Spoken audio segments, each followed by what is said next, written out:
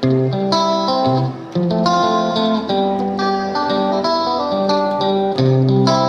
everybody, welcome to Life Sunny Lee with Kathy Jarvis. And this week I've worked mainly in the garden, in the greenhouse, cleaning up stuff. It's that time of year. We're getting ready for our first frost, possibly this next coming week.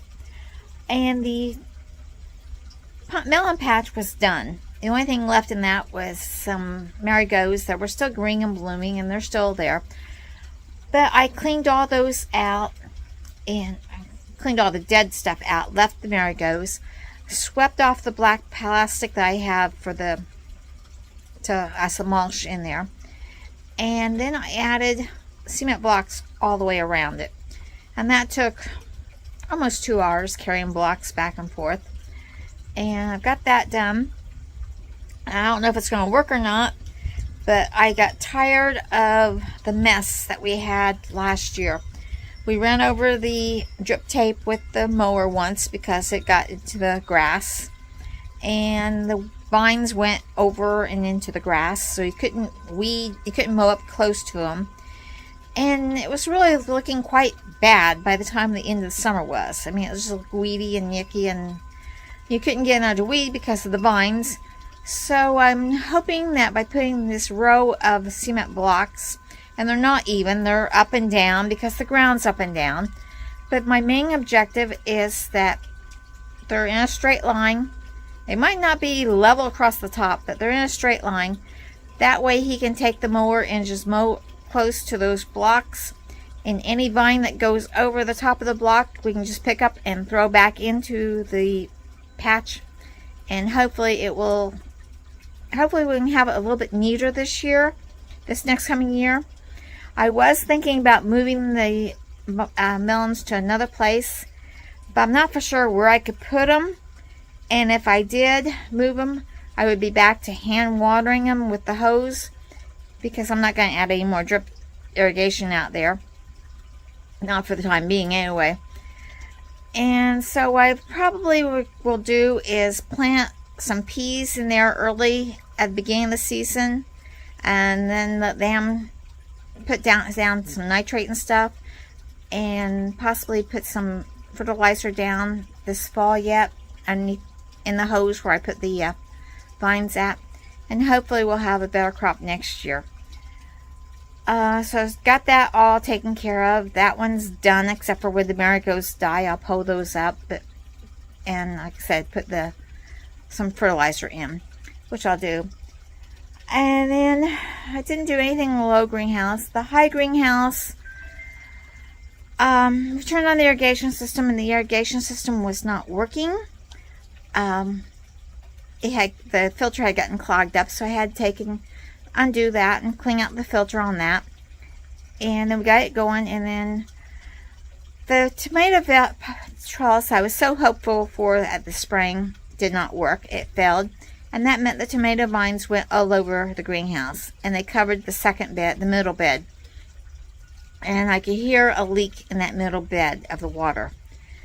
So I decided that since I wanted to plant that middle bed for winter, I just went ahead and topped all the tomatoes vines that were going over into that bed.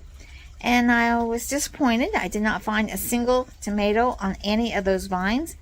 A lot of flowers, but no tomatoes, no little ones, no nothing, no big ones, no rotten ones, no green ones, no tomatoes at all. So I did not lose anything by cleaning that bed off. But I did gain a bed that I could put the winter crops in.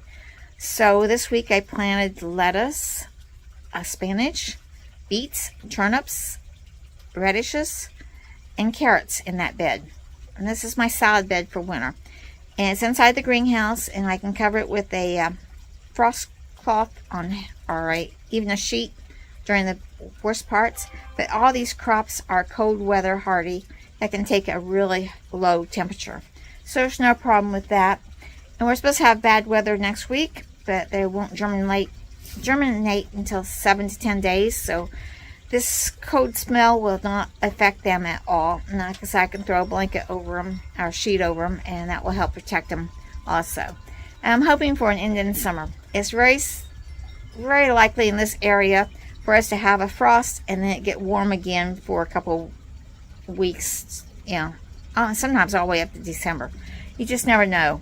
So I'm taking the chance. It's inside the greenhouse, so it's protected anyway. So it should work. It's worked in the past. The other thing what we've done is I had to clean the filters on the fish pond and get those ready for winter. It's going to be cold. We just wait for the truck to go by, the combine to go by. It's that time of year. We decided we're just going to put some insulation over the little filter that's outside, since we're hoping that Indian summer will come. If not, we'll have to take it up completely. But for one night, we're hoping that just this covering it with a cooler or something will keep it from freezing. So we're doing that, getting that ready for winter. What else? Monday we had to go and shop for a door. For some reason, the patio door, outside door, just shattered. The inside glass is fine. It was just the outside glass. So we're having to get a new door. And that's been a hassle trying to find it. Anything else that we've done this week? Gone to the gym 3 times. That's just about it.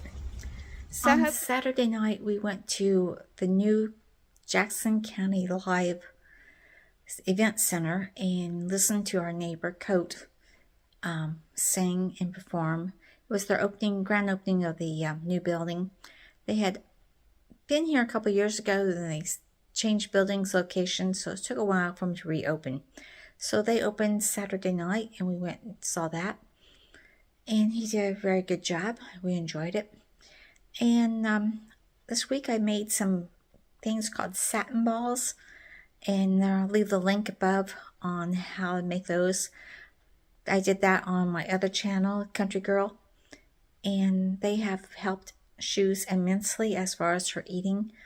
She loves them, and she eats about 4 of them a day, and she's eating her food again. So that's a plus. That's about it. So I hope you're getting ready for winter. Hopefully you have a good summer. And remember, like, share, subscribe, and dream big. Follow that dream. See you in the next video.